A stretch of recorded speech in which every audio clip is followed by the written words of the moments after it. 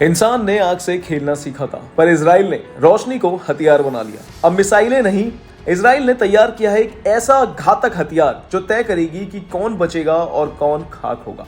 आपको बता दें कि इजराइल ने रक्षा तकनीक की दुनिया में एक ऐसा नया अध्याय लिख दिया है जिसने भविष्य के युद्धों की परिभाषा बदल दी है। ईरान इजराइल के बीच जारी भीषण संघर्ष के दौरान इजराइल ने पहली बार अपने सबसे घातक और आधुनिक हथियार यानी कि आयरन बीम का असली जंग में सफल इस्तेमाल किया है। जी हां, लेबनान की ओर से हिजबुल्लाह द्वारा दागे गए रॉकेट्स को यह सिस्टम पलक झपकते ही हवा में राख कर रहा है। बता दें कि क्या है iron beam. Iron beam Israel का एक high energy laser weapon system है जिसे राफेल एडवांस सिस्टम ने तैयार किया है। इसे और इतान यानी कि मजबूत रोशनी के नाम से भी जाना जाता है। यह 100 किलोवाट की लेजर शक्ति का उपयोग करता है जो रॉकेट्स, मोर्टार और ड्रोन्स जैसे खतरों को कुछ ही किलोमीटर की दूरी पर खत्म करने में सक्षम है। आपको बता दें कि इजराइल के उस मल्टी लेयर सुरक्षा तंत्र का हिस्सा है जिसमें आयरन डोम और एरो जैसे सिस्टम पहले से शामिल है। सिर्फ इतना ही नहीं, आपको बता दें कि सबसे बड़ी बात तो यह है कि इसमें किसी मिसाइल की जरूरत नहीं होती। यह पूरी तरह बिजली से चलता है। बता दें कि कैसे काम करती है यह मौत की किरण।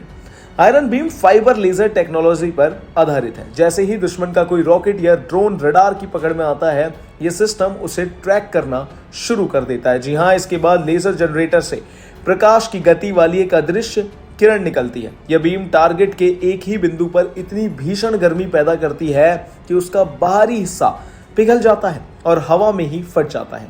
यह पूरी प्रक्रिया चंद सेकंड्स में ही पूरी हो जाती है। आपको बता दें कि जहां आयरन डोम की एक मिसाइल दागने में लाखों रुपए खर्च होते हैं, वहीं आयरन बीम के एक शॉट की लागत करीब $2 से $10 यानी कि करीब 160 से 800 रुपए आती है।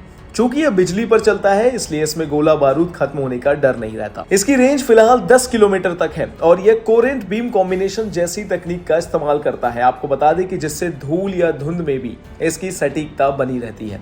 साल 2014 में शुरू हुआ यह प्रोजेक्ट 10 साल की रिसर्च के बाद सितंबर 2025 में पूरी तरह तैयार हो गया, लेकिन इसकी असली परीक्षा 2 मार्च 2026 को ईरान इजराइल जंग के दौरान हुई।